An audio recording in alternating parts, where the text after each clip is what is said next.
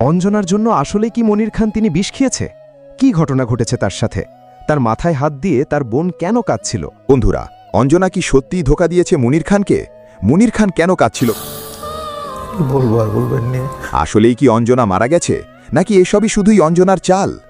৯০ দশকের জনপ্রিয় কণ্ঠশিল্পী মনির খানের গান শোনেননি, অথচ অঞ্জনার নাম শোনেননি, এমন মানুষ হয়তো বাংলাদেশে খুঁজে পাওয়া যাবে না। কিন্তু কোটি মানুষের হৃদয়ে ঝড় তোলা এই অঞ্জনার আসল পরিচয় কি?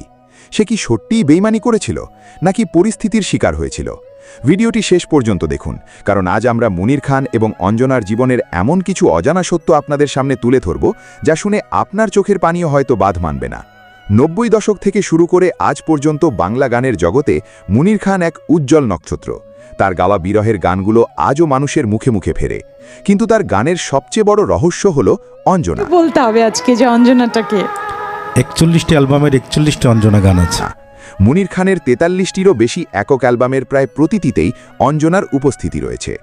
অঞ্জনাকে নিয়ে তিনি গেয়েছেন ২৬টিরও বেশি গান। প্রতিটি গানেই ফুটে উঠেছে এক গভীর প্রেম আর বুক ফাটা কষ্ট। শ্রোতাদের মনে সবসময় একটি প্রশ্ন ঘুরপাক খায়, অঞ্জনা কি সত্যিই মনির খানের হারিয়ে যাওয়া প্রেমিকা ছিল, নাকি এটি শুধুই গানের একটি কাল্পনিক চরিত্র? মানুষের কৌতূহলের কোনো শেষ নেই।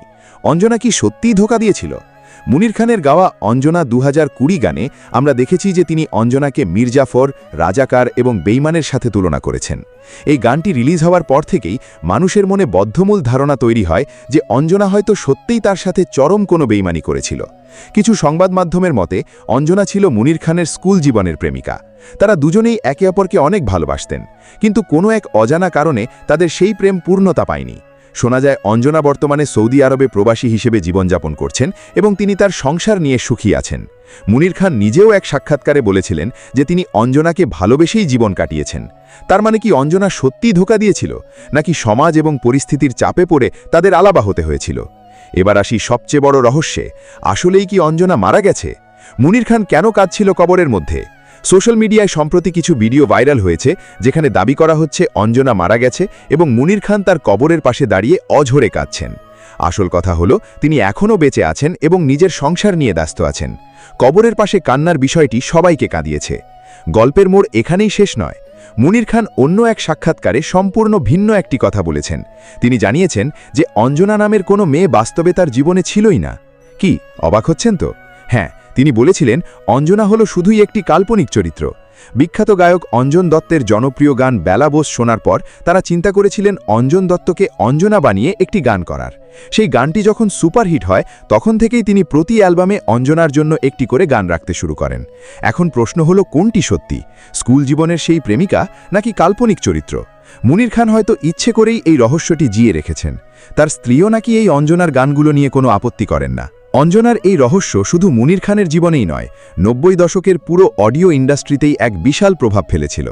একটু ভেবে দেখুন তো সেই সময়ের কথা, যখন মোবাইল ফোন, ইন্টারনেট বা ইউটিউব ছিল না। বিনোদনের প্রধান মাধ্যম ছিল ক্যাসেট প্লেয়ার। ঈদের সময় বা বিশেষ কোনো উৎসবে অডিও ক্যাসেটের দোকানে উপচে পড়া ভিড় থাকত। আর সেই ভিড়ের অন্যতম প্রধান কারণ ছিল মনির খানের নতুন অ্যালবামের অপেক্ষা। শ্রোতারা অধীর আগ্রহে অপেক্ষা করতেন এবার অঞ্জনাকে নিয়ে কি গান আসছে। অঞ্জনার সাথে অভিমান কি মিটেছে, নাকি কষ্টের পরিমাণ আরও বেড়ে গেছে? অঞ্জনার গল্পটা যেন তখনকার দিনের এক ধারাবাহিক নাটকের মতো হয়ে দাঁড়িয়েছিল। গীতিকার মিল্টন খন্দকারের অনবদ্য লেখা আর মনির খানের দরাজ কণ্ঠের জাদুতে অঞ্জনা চরিত্রটি এতটা জীবন্ত হয়ে উঠেছিল যে অনেকেই অঞ্জনাকে নিজের জীবনের সাথে মিলিয়ে ফেলতেন।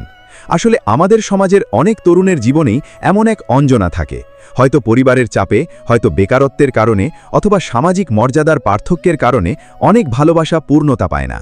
মনির খানের গানের সেই বুক ফাটা আর্তনাদ যেন সেই সব ব্যর্থ প্রেমিকদের মনেরই অব্যক্ত কথাগুলো বলে দিত। যখন মনির খান গাইতেন তখন মনে হতো এ শুধু শিল্পীর নিজের কষ্ট নয়, এ যেন হাজারো তরুণের বুকের ভিতর জমে থাকা না বলা কষ্ট। অনেকে হয়তো খেয়াল করেছেন এই মনির খানের অঞ্জনার গানগুলো শুধু বিরহের গল্পই বলেনি, তখনকার সমাজ ব্যবস্থাকেও নিখুঁতভাবে তুলে ধরেছে। ধনী গরিবের বৈষম্য, বেকার যুবকের হাহাকার, প্রতিষ্ঠিত না হতে পারার যন্ত্রণা, সবকিছুই অঞ্জনার অভিমানের আড়ালে খুব সুন্দরভাবে ফুটে উঠেছে। তাই এই গানগুলো শুধু প্রেমের গান হিসেবেই নয়, সমাজের একটি বাস্তব চিত্র হিসেবেও সাধারণ মানুষের কাছে এতটা গ্রহণযোগ্য হয়েছিল। আরেকটি মজার ব্যাপার হলো এই অঞ্জনা ট্রেন্ড কিন্তু বাংলা গানে এক নতুন ধারার জন্ম দিয়েছিল। অনেকেই তখন নিজেদের গানে নির্দিষ্ট কোনো নাম ব্যবহার করে শ্রোতাদের আবেগ ছুঁয়ে যাওয়ার চেষ্টা করেছিলেন, কিন্তু মুনির খানের অঞ্জনার মতো জনপ্রিয়তা আর কেউই পায়নি। আজও এই 24-25 বছর পর এসেও যখন কোনো কনসার্ট বা স্টেজ শোতে মুনির খান ওঠেন, দর্শক সারি থেকে সবচেয়ে বেশি অনুরোধ আসে এই অঞ্জনার গানগুলোর জন্য। বন্ধুরা, এখন আমি আপনাদেরকে অঞ্জনার সেই গোপন রহস্যটি জানাবো, যেটি মুনির খান ইন্টারভিউতে ফাঁস করলেন। চলুন সেটা দেখে নিই তাহলে। যখন আমি এসএসসি পরীক্ষা দিলাম 1987 সালে, রেজাল্ট বের হতে 2-3 মাস সময় লাগতো তখন।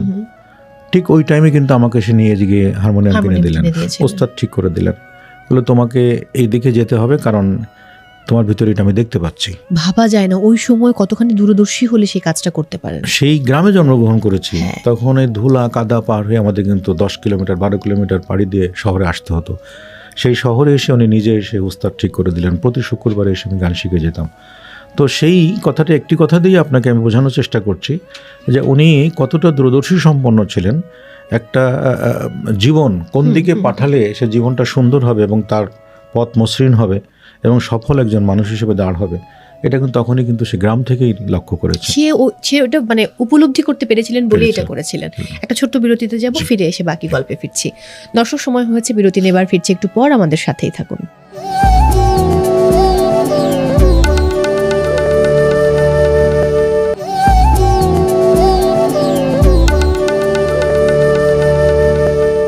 দর্শক, ফিরে এলাম ব্রেক থেকে। সবাইকে আরও একবার ওয়েলকাম করছি। জীবনের গল্পের সঙ্গে রয়েছে মৌসুমীমও, আমার সঙ্গে আছেন আমাদের ভীষণ ভালোবাসার সঙ্গীত শিল্পী মনির খান। ফিরে এলাম বিরতি থেকে। বাবার গল্পেই থাকতে চাই কিছুক্ষণ। আমি যদি ভুল না করি, বাবার কাছ থেকে কিছু টাকা নিয়ে আপনি ঢাকায় এসেছিলেন যে আপনি অ্যালবাম করবেন, কিন্তু আপনি যাকে সঙ্গীত পিতা বলে মানেন, শ্রদ্ধেয় মিল্টন খন্দকার, তিনি বোধহয় এটাতে বারণ করেছিলেন বা বাধা দিয়েছিলেন। সেই গল্পটা যদি আজকে আমাদের সঙ্গে শেয়ার করেন। তখন অ্যালবামের যুগ ছিল, তো অ্যালবাম করা মানেই মানুষের একটা পরিচিতি লাভ বা তার কোয়ালিটি সম্পর্কে জানান দেওয়া। তো কি করি, এইভাবে ঘোরাফেরা করতে করতে হঠাৎ মাথায় হলো আমি একটা অ্যালবাম করবো। তো অ্যালবাম করতে গেলে অনেক টাকার প্রয়োজন। তখন তো সেই 1991 সাল 92 সালে 50,000 1 লাখ টাকা মানে অনেক টাকা আমার জন্য। আমি একটা বেকার ছেলে। তো বাবাকে আমি বললাম যে বাবা, আমাকে তো কিছু টাকা না দিলে আমি অ্যালবাম করার যে চিন্তা করেছি সেটা বাস্তবায়ন করতে পারছি না। বলে কেমন লাগবে? তার মধ্যে তাও তো 50-60 হাজার টাকা লাগবেই। তো উনি আমাকে 40,000 টাকা দিলেন। দেওয়ার পরে আমি এনে ব্যাংকে রাখলাম। মিল্টন ভাইয়ের কাছে যখন আমি কণ্ঠস্বর পরীক্ষা দিলাম, তো উনি বললেন যে হ্যাঁ, তোমাকে দিয়ে আমি গান করাবো, কিন্তু তোমার ভিতরে যে ত্রুটিগুলো আছে এগুলো ঠিকঠাক করতে বেশ সময়ের প্রয়োজন, প্রায় 3-4 বছর সময় লাগবে। এবং আপনি সেই 3-4 বছর সময় দিয়েছেন। হ্যাঁ, আঞ্চলিকতা প্রবলেম রয়েছে, তোমার তাললয় সুরের দখল সব কিছুতে গায়কী যে ঘাটতি আছে এগুলো সেরে নিতে সময় লাগবে। আমি পারবো। তো উনি গানগুলো আমার ঠিক করে দেওয়ার পরে 12টি গান বলে যে 12টি গান তুমি এসে এসে আমার কাছে প্রতিদিন শোনাবে।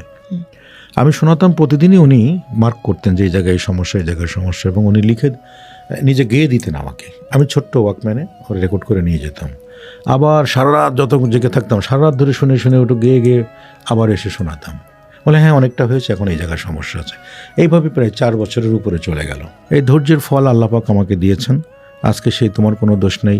ও তারপরে যখন আমি ক্যাসেটের কথা বললাম, তখন আমি বললাম যে বাবা, আমাকে 40,000 টাকা দিয়েছেন, এই টাকাটি আপনি রাখেন। তো উনি বললেন যে প্রথম শর্ত হলো টাকাটি তোমার বাবাকে ফেরত দিয়ে আসতে হবে। বাহ, কত ভালো মানুষ। উনি শিক্ষক মানুষ, তোমার এতগুলো ভাই বোন মানুষ করার পরে নিশ্চয়ই উনি কষ্ট করে টাকাটি দিয়েছেন অথবা কোথাও থেকে লোন করেছেন। হ্যাঁ, তুমি টাকাটি প্রথমে দিয়ে আসবা এবং আমি যেন শিওর হতে পারি তোমার বাবা টাকাটি পেয়েছেন। তো আমি টাকাটি ফেরত দিয়ে আব্বাকে আমি বললাম যে একটা চিঠি লিখে দেন আমাকে, হয়তো বিশ্বাস করবে না। তখন আমার বাবা খুব হতাশে বললেন যে তোমার ক্যাসেটটি হয়তো আর হলো না, কারণ এই যুগের মানুষ টাকা ছাড়া কোনো কাজ করবে, আর তুমি নতুন মানুষ কেন করবে? তার আত্মীয় লাগো না, তার বন্ধু হও না, কী কারণে তোমার কাজ করবে? তোমাকে কোনোভাবে বিদায় করেছে, ক্যাসেটটি আর হলো না। তো উনি খুব মন খারাপ করলেন। আমার বাবা তারপরও চিঠি লিখে দেন। তো উনি বললেন যে হ্যাঁ, আমি লিখছি যে মিল্টন বাবাজি, আমি তোমার পাঠানো 40,000 টাকা আমি আমার ছেলের কাছ থেকে ফেরত পেয়েছি। তো আমি সন্দিহান যে আদৌ আমার ছেলের ক্যাসেটটি হবে কিনা। যদি ক্যাসেটটি হয় আমি তখন বুঝবো যে না,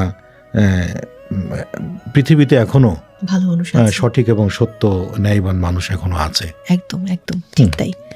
বাবা কি আপনার জনপ্রিয়তা দেখেছেন তো নিশ্চয়ই? হ্যাঁ, উনি আছেন, ওনার 100 বছর চলছে এখন। 100 বছর চলছে? 100 বছর চলছে। মাশাআল্লাহ, উনি চমৎকার। বিছানায় এখন উঠতে হাঁটতে পারে না, হয়তো মানুষ রাখা আছে। যখন ওয়াশরুমে যাই বা একটু হাঁটতে ইচ্ছা করে ধরে একটু হাঁটাচলা করতে হয়। দুর্দান্ত। সবচেয়ে অবাক কাণ্ড হলো যে আমি যখন গান শিখতে গেলাম তখন তো অনেক চড়াই উতরাই পার করতে হয়েছে। পুরানো বাড়ির সাথেই ছিল মসজিদ। তখন মসজিদের আজান যেমন আমরা শুনতাম, আমার গানও মসজিদ থেকে শোনা যেত। এত ওরা খুব আপত্তি করলেন, বাধ্য হয়ে তখন ওখান থেকে বাড়ি ভেঙে দূরে একটি বাড়ি করতে হলো, মানে এই গানের জন্য? গানের জন্য। তখন বাবা আমাকে একটি ঘর করে দিলেন, বললো যে তুমি এখানেই থেকে গান বাজনা করো, রাতে এসে তুমি আমাদের এখানে শুও। আর কলেজে ওখান থেকে যেতাম, ওখান থেকে কলেজ থেকে এসে আমি পাগলের মতো ছিলাম। স্যারের কাছে গান শিখতাম, যতটুকু আমাকে দিত সারা রাস্তা সাইকেল চালাতে হতো, মাথার মধ্যে ঘুরতো। সাইকেল এসে টান দিয়ে রেখেই ওই হারমোনিয়ামে বসে যেতাম, ওইটা মাথায় থাকতে থাকতে মা দেখা যায় কখনো ভাত মেখে ওই অবস্থায় গালে তুলে দিচ্ছে, খাচ্ছি। মানে আমি একদম পাগল ছিলাম, আমি ঘুমের মধ্যেও দেখা চিৎকার করে গান গাচ্ছি এরকম।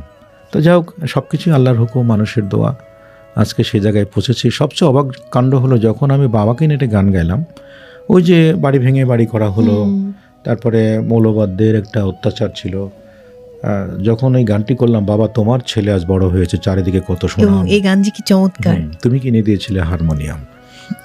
এই গানটি যখন বাজারে আসে নাই, রেকর্ড করার পরে সাথে সাথে একটা ক্যাসেটে করে আমি বাবাকে পাঠালাম। তো উনি গানটা শুনে অজোর ধারায় উনি কাঁদছেন, এটা খুশির কান্না। খুব স্বাভাবিক, খুব এবং আমার বাসায় একটা ওয়াকম্যান ছিল, একটা ছোট ক্যাসেট প্লেয়ার ছিল। এই ক্যাসেট প্লেয়ারে উনি ক্যাসেটটা নিয়ে যেখানে যেখানে বট গাছ বা চায়ের দোকান, ওখানে নিয়ে গিয়ে, শিক্ষক মানুষ ছিলেন তো সবাইকে সম্মান করতেন, নিয়ে গিয়ে উনি বলতেন যে তোমরা একটু আমার একটা ছেলের, আমার খোকার একটা গান শোনো। কী গান গেয়েছে? এই গানটি শোনাতো। এবং সবাই বলতো যে আপনার তো এখন আপনি যোগ্য সম্মান তো পেয়ে গেছেন, ছেলে যে গান গেয়েছে এর উপর কিছু হয়। তা সেই কথাটি বাবা বলেন। ঠিক জাতীয় পুরস্কার পাওয়ার দিনও বাবা ঢাকায় ছিল। বাবাকে নিয়ে গিয়েছিলেন? না, উনি বাসায় ছিলেন, ওর দিন আবার চলে গেছিলাম আমি জার্মান। আমি অনুষ্ঠান সেরে এসেই চলে গেছিলাম জার্মানে, আমি এয়ারপোর্ট চলে যাব। তো এই পুরস্কারটি নিয়ে আসবো, নিয়ে এসে আমি ওই কাপড় চেঞ্জ করার সুযোগ পাই নাই। তা বাবা দেখি এক দরজার সামনে চেয়ার পেতে বসে আছে। তা বলছে আপনি এখানে কেন? বলছে তুমি আসবা। প্রথমে যেন ক্যাসেট, টিডি কেটে ক্যাসেট ঢুকিয়ে ওই লালা লালা করতেছে, তখন বুল ভাই ওখানে কাঠ বাজাচ্ছে আর আমি গাচ্ছি। শোরুমের সবাই তাকাচ্ছে, আমাকে চিনছে, বুল ভাইকেও চিনছে, চুল ঝাঁকড়া একটা লোক। তখন বলছে যে আপনারা এরকম করতেছেন কেন? আমি বললাম যে উনি আহমেদ বুলবুল, একটা গান আমরা সুর করেছি, কিন্তু ক্যাসেট না থাকাতে আমরা এটা ভুলে যাচ্ছিলাম, দৌড়ে এসে আপনার সহযোগিতা নিয়ে এটা আমরা ধরে রাখলাম। তখন ওই ক্যাসেটের দাম ওনারা নিলেন না। আচ্ছা, বাহ। জানিয়ে বললেন যে এটা আমরা গিফট করলাম, যদি কোনোদিন এই গানটা হিট হয় আমাদের বলতে পারবো যে এরকম আমরা এইভাবে সহযোগিতা করেছিলাম। তাই গানের পিছনে কিন্তু অনেক গল্প আছে, প্রতিটা সৃষ্টির মধ্যেই একটা সুন্দর গল্প থাকে। তো এই গানটা বিরাট একটা সৃষ্টির একটা রহস্য এখানে রয়েছে। একদমই তাই। একটা ব্যাপার যদি জানতে চাই, যখন প্রথম ন্যাশনাল অ্যাওয়ার্ড পান সেই বছর কি খানিকটা আন্দাজ করতে পেরেছিলেন? তখন তো আসলে তুমুল জনপ্রিয়তা আপনার, কারণ অ্যালবামে মানে বহু গান আসছে এবং এত এত জনপ্রিয়তা আপনার। অঞ্জনা তখন একদম মানে আপনার সিগনেচার তো অঞ্জনা, এটা বলা বাহুল্য। তখনকার অনুভূতি কেমন ছিল? না, তখন তো আমার ক্যাসেটের জগৎ, স্টেজ জগৎ, দেশ বিদেশ এবং সিনেমার গান, সব দিক থেকে সত্যিকার অর্থে বাংলা কথা যেটা রমরমা অবস্থান। তো সবচেয়ে মজার ঘটনা, আমি সেদিন ছিলাম জামালপুর একটা অনুষ্ঠানে গিয়েছিলাম। আচ্ছা। তো অনুষ্ঠান থেকে ফিরে যখন টাঙ্গাইল পর্যন্ত আসলাম, তখন প্রথম ফোন দিল আমাকে অ্যান্ড্রু কিশোর দা। বাহ। ফোন দিয়ে বলছে কি খাওয়াবি? আমি দাদা কি খাবেন? বলে জানিস কিছু? আমি বলছি না। বলছে কেন টেলিভিশন দেখিস না? তখন তো এত চ্যানেল হয় না। আমি দাদা আমি জানি না, আমি সত্যি জানি না। তখন তুই ন্যাশনাল অ্যাওয়ার্ড পেয়েছিস? বাহ। আমি দাদা কী বলেন দাদা? বলছে হ্যাঁ, বিটিভিতে খবর দেখলাম তুই ন্যাশনাল অ্যাওয়ার্ড পেয়েছিস প্রেমের তাজমহল ছবির জন্য, গানের জন্য। কী খাবে ঠিক কর। কই তুই? আমার দাদা আমি টাঙ্গাইল পর্যন্ত, আমি জামালপুর গেছিলাম শোতে, আসতেছি, আয় কালকে দেখা হবে, এবার কিন্তু ছাড়ছি না তোরে। এই যে মজা অ্যান্ড্রুদা প্রথম, এবং আমার মনে হয় যে অ্যান্ড্রুদা ভীষণ খুশি হয়েছিল আমাকে। উনি জড়ায় ধরে খুবই করলেন যে তোর জন্য কিন্তু আরও অনেক কিছু অপেক্ষা করছে বাংলাদেশে, আমি দেখতে পাচ্ছি। ইনশাআল্লাহ। আমি কি গানটি একটু শুনতে পারি? প্রেমের তাজমহল। এই বুকে বইছে যমুনা, নিয়ে অথই প্রেমের জল, তার তীরে গড়ব আমি আমার প্রেমের তাজমহল। আমার প্রেমের তাজমহল, আমার প্রেমের তাজমহল, আমার প্রেমের তাজমহল, আমার প্রেমের তাজমহল। অনবদ্য এক কথায়, মানে দুর্দান্ত। এই গানগুলো আসলে এত চমৎকার, এটা ভাষায় প্রকাশ করা যায় না। আমি একটু যদি ভাবির গল্পে যাই, ভাবির সঙ্গে আপনার সাক্ষাৎ, প্রথম সাক্ষাৎ কিভাবে? প্রথম সাক্ষাৎ হলো গানকে কেন্দ্র করেই। ও গান শিখতো, বিভিন্ন ওদের গান শিখতো, তখন আমি গান শেখাতাম, বিভিন্ন ছাত্রছাত্রী গান শেখাতাম। এটা কি ঢাকাতে? ঢাকাতে প্রথম দিকে 1991 সাল, 92 সাল, 93 সাল গান শেখাতাম আমি, বিভিন্ন বাসা বাসা গিয়ে বাচ্চাদের গান শেখাতাম। তো যাই হোক, আমার ওয়াইফের এক আত্মীয়র আমি গান শেখাতাম। তো উনি বললেন যে এরকম আমার এক আত্মীয় আছে, সে গান শিখতে চায়, তো তার ওস্তাদ আছে, তো সেই ওস্তাদকে তারা রাখবে না, আপনি একটু চলেন আমার সাথে। আমি গেলাম, গিয়ে বাবা আমার সাথে কথা বললাম। তো কথা বলার পর বললো যে আমার মেয়েটার গানের খুব শখ, আমরা খুব আশা করি উনি একটু ভালো কিছু করুক। তখন আমি দেখলাম, গান শেখাতে গিয়ে দেখলাম যে তার কণ্ঠের যে অবস্থা, সুস্থ কানের পক্ষে স্বাস্থ্যকর না। তো এটা কিন্তু ভাবি দেখবে আজকে শো। তো আমি ওনার মাকে বললাম যে আপনার মেয়ে তো ভালো গান করতে পারবে না, কাতে ইচ্ছা শক্তি খুব একটা নাই, আর যা চর্চা করতে বলি সেগুলো চর্চা করে না, এটা অলসতা ভরা। তা যা বললো যে না, তারপরে বাবা তুমি এসে শেখাও, মহল্লায় অনেক অনুষ্ঠানে দাওয়াত টাওয়াত পড়ে, 26শে মার্চ, 16ই ডিসেম্বর, 21শে ফেব্রুয়ারি, দু একটা গান তুমি শেখাও। এই শেখাতে শেখাতে বেশ কয়েকটা বছর চলে গেল। তারপরে বাসা থেকে বিয়ের গুঞ্জন উঠলো, আমি বড় ছেলে, বাকি ভাইগুলো বড় হয়ে গেছে, বিয়ে থাও না করলে বাকি ভাইগুলো এদের পথে এগোতে পারছে না। তখন বাবা বলল যে তুমি যদি পছন্দ থাকে দেখো, না হলে আমরা দেখি। তো এর মধ্যে আমার ছোটো ভাই ঢাকা ইউনিভার্সিটি পড়ে, প্রতি শুক্রবার বাসায় আসতো। যাক, একদিন আমার ওয়াইফ যে তার বান্ধবী নিয়ে তারা সবাই মিলে একদিন আমার বাসায় আসলো, তারা আমার কাছে চাইনিজ খাবে। আমি ঠিক আছে খাওয়াবো। তো সবাই 3-4 জন যখন আসলো, তখন আমার ওই ছোটো ভাইটা আমার বাসায় ছিল। ও দেখে বললো যে মিয়া ভাই এরকম, আমরা তো মেয়ে খুঁজতেছি। ও আপনাকে মিয়া ভাই বলতো? হ্যাঁ, এই মেয়েটা তো ভালো। তার যে হ্যাঁ, ও তো আমার কাছে গান শিখে। এই কথা বলার পরে তখন আমার এই ছোটো ভাই আমার দুলা ভাই বোনকে বলে পারিবারিকভাবে যোগাযোগ করে, এটা আমার শাশুড়ি খুব আগ্রহ ছিল যে আমার সাথে বিয়ে দিবে। মারা গেছেন, আল্লাহ তার বেহেশতে নসিব করুক। এই ভদ্রমহিলার খুব ইচ্ছা ছিল, এবং এই ভদ্রমহিলার কারণেই আজকে আমাদের একসাথে থাকা। থ্যাংক ইউ আজকে সময় দেওয়ার জন্য। কিন্তু শেষ করব অঞ্জনা দিয়ে, তার আগে দর্শকদের উদ্দেশ্যে কিছু বলুন। দর্শকদের উদ্দেশ্যে তেমন কিছু বলার নাই, শুধু এই স্বাধীন দেশ, এই দেশটাকে বেশি বেশি আমরা ভালোবাসি। 71 একবার যুদ্ধ করেছি, 52তে যুদ্ধ করেছি, 24-এ যুদ্ধ হয়েছে।